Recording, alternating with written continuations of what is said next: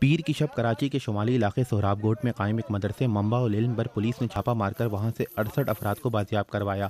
ان افراد میں 14 چھوٹے بچے بھی شامل ہیں جن کی عمریں صرف 7 سے 12 سال کے درمیان ہیں، جبکہ دیگر افرادوں کے ساتھ غیر انسانی سلوک کیا جاتا تھا اور انہیں زنجیروں سے جکڑ کر رکھا جاتا تھا۔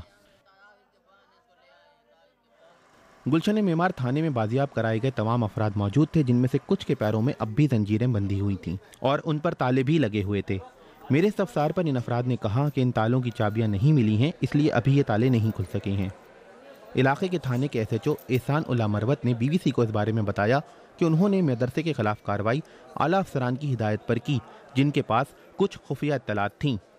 ہمارے ایریا میں اغوان بستی کے پاس کوئی مدرسہ ہے، اس میں کچھ لوگوں کو زنجیروں سے باندھا ہوا ہے۔ یہ ان کے افسران کا حکم تھا، اللہ کا شکر ہے وہ ہم نے محنت کر کے وہ کر لیا۔ انہوں نے بتایا کہ ہم سب سے پہلے چھوٹے بچوں کو ان کے والدین کے حوالے کریں گے اور امید ہے کہ آج ہی کی تاریخ میں تمام دیگر افراد بھی اپنے گھروں کو چلے جائیں گے۔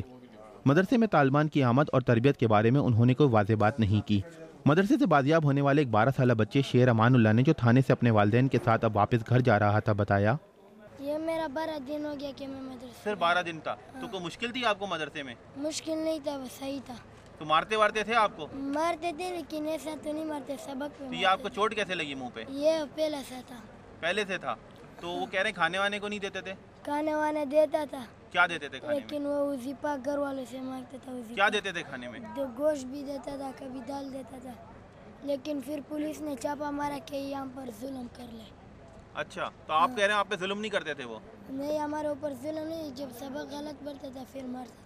اسی مدرسے میں پڑھنے والے ایک 16 سالہ بچے بابر خان نے اپنے اوپر بیتنے والی واقعات کو اس طرح سے بیان کیا۔ نہیں، یہ ہم لوگ سے جو بچے ہوتے نا، وہ بچے اوپر ہوتے تھے، مفتی کا جو کھلا جگہ ادھر توڑا ہوتے تھے، انہوں کا زنجیر پیرے میں باندھتا تھا۔ ہم لوگ جو ہوتے ہم لوگ نیچے زمین میں خانہ تھا، ہم لوگ اس میں بند ہوتے تھے۔ گھر والے سے 20,000 15,000 13,000 روپے فیس دیتے، داخلہ 8,000 روپے مہینے کی۔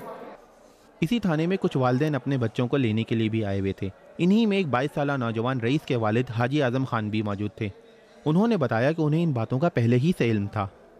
تو وہ نشہ کرتا تھا، تھوڑا نشہ کرتا تھا، اس وجہ سے ہم چرس بھی پیتا تھا، شراب بھی پیتا تھا، ہیروئن بھی پیتا تھا، تینوں نشہ سب پیتا تھا۔ اس وجہ سے ہم تنگ آ گئے، اس کو سمجھا کے تنگ آ گئے، پھر مدرسے میں داخل گئے۔